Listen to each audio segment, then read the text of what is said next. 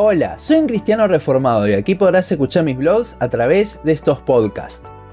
Cuando una persona llega nueva a la iglesia o se empieza a integrar a nuestro grupo, por más que la persona diga que es cristiana, una pregunta que se está haciendo muy frecuente es si será salva o no. Hoy vamos a ver qué es lo que dice y lo que no dice la Biblia al respecto. Cada vez esta pregunta está ganando más terreno. ¿Por qué? Primero fue por el hecho de que muchas personas están saliendo de iglesias totalmente herejes hacia la sana doctrina. Y sabemos que en esas iglesias no toda la gente es salva, ya que no se predica el evangelio. Pero esta pregunta empezó primero dirigida hacia las personas que seguían yendo a estas iglesias y creyendo esas cosas. Luego de esto se pasó a cuestionar a las personas que salieron de allí, y hoy en día se escucha que se cuestiona hasta la salvación de personas que llegaron a la sana doctrina, pero que vemos cosas en su vida que no se adecúan al estándar que tenemos de un cristiano piadoso. Esta pregunta tiene como objetivo saber si realmente una persona es cristiana, cuestionando así su salvación en base a las cosas que hacen. Veamos qué es lo que dice la Biblia al respecto. Primero que nada, tenemos que tener algo bien en claro. Solo Dios conoce los corazones de las personas y quiénes son sus hijos. Vemos esto en David. Todos buscaban al rey de Israel según las cosas externas, pero solo Dios sabía lo que había en el corazón de él. 1 Samuel 16:7. Ante esto, muchos se basan en los frutos para poder decir si una persona es salva o no usando el versículo de Mateo 7:20. Donde dice, así que por sus frutos los conoceréis. Este pasaje, para justificar el dudar de la salvación de una persona, está totalmente sacado de contexto.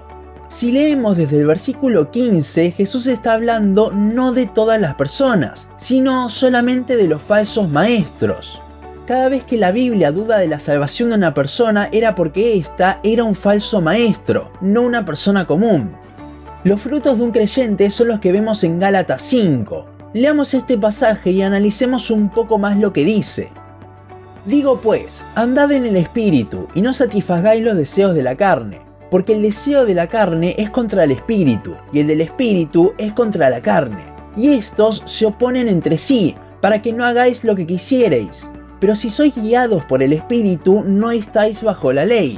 Y manifiestas son las obras de la carne, que son adulterio, fornicación, inmundicia, lascivia, idolatría, hechicerías, enemistad, pleitos, celos, iras, contiendas, disensiones, herejías, envidias, homicidios, borracheras, orgías y cosas semejantes a estas, acerca de las cuales os amonesto, como ya os lo he dicho, que los que participan tales cosas no heredarán el reino de Dios. Mas el fruto del Espíritu es amor, gozo, paz, paciencia, benignidad, bondad, fe, mansedumbre, templanza. Contra tales cosas no hay ley.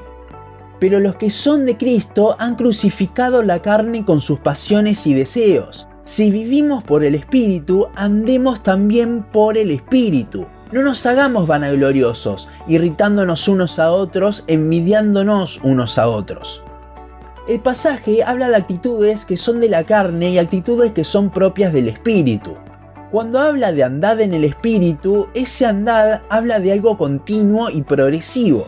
Sin embargo, sabemos que la vida cristiana no siempre es una línea hacia arriba. Caemos muchas veces. Lo vemos por ejemplo en Pedro, quien estaba teniendo un crecimiento impresionante con el Señor, pero luego lo niega 3 veces y vuelve a vivir de la pesca. Si bien la carne y el espíritu se oponen, la realidad es que en nosotros todavía habitan las dos, no hemos sido glorificados. La diferencia está de que gracias a la obra del espíritu ahora podemos no escuchar a la carne y justamente andar en el espíritu. Por esto es que dice que no debemos satisfacer los deseos de la carne, porque evidentemente seguimos teniendo a la carne, pero ahora también tenemos al espíritu. Luego habla de los frutos del Espíritu, los cuales, si fuésemos a dudar de la salvación de una persona más a sus frutos, estos son esos frutos que se deben cuestionar. Pero la realidad es que hasta que estemos glorificados no vamos a poder estar manifestando todo el tiempo estos frutos, con lo cual, mediante ellos tampoco podemos decir si una persona es salva o no, ya que justamente no los manifestamos todo el tiempo. ¿Quién puede decir que vive de una forma constante manifestando esos frutos? Debemos ser más como Pablo, considerándonos nosotros mismos los mayores pecadores en lugar de ver a los otros. La realidad es que no somos quienes para decir si una persona es salva o no, ni para asegurar ni para negar.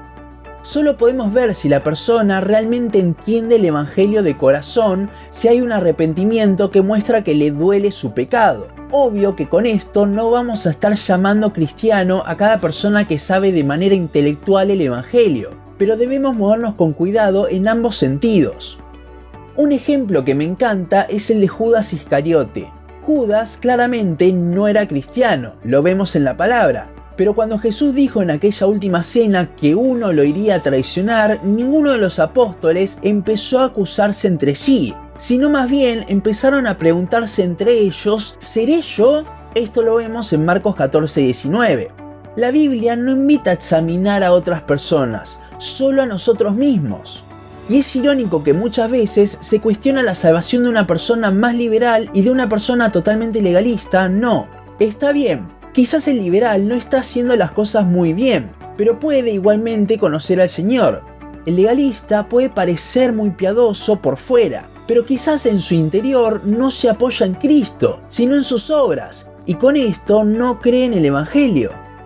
No quiero decir que dudemos del legalista también, sino todo lo contrario. No somos quienes para dudar de la salvación de nadie por lo que nosotros vemos. Dejemos de ver la paja en el ojo ajeno. Hay dos doctrinas que debemos tener bien en claro. Primero, la depravación total. Recordemos que nosotros nunca buscaríamos a Dios si no fuese por Él. Y si bien esto es en un principio para nuestra salvación, a lo largo de nuestra vida cristiana es Dios el que debe poner en nosotros así el querer como el hacer, ya que todavía no estamos glorificados y tendemos a desviarnos, con lo cual no hay cristiano perfecto.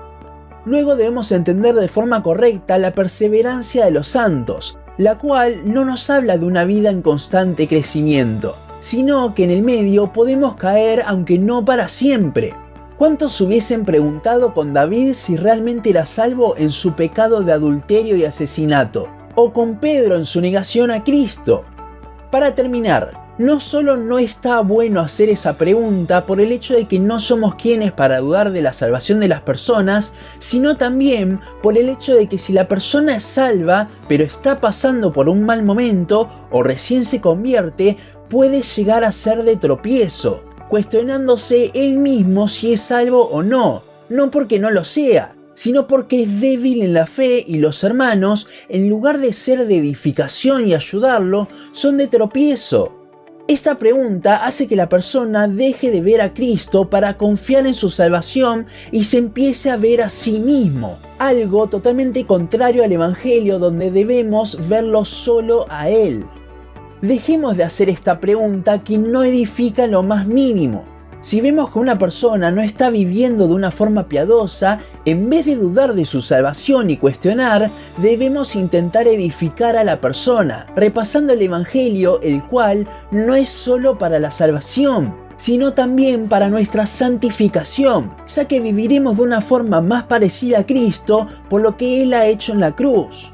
Si una persona viene de una iglesia hereje, no dudemos de su salvación, sino que debemos empezar a enseñarle la sana doctrina y ser de edificación.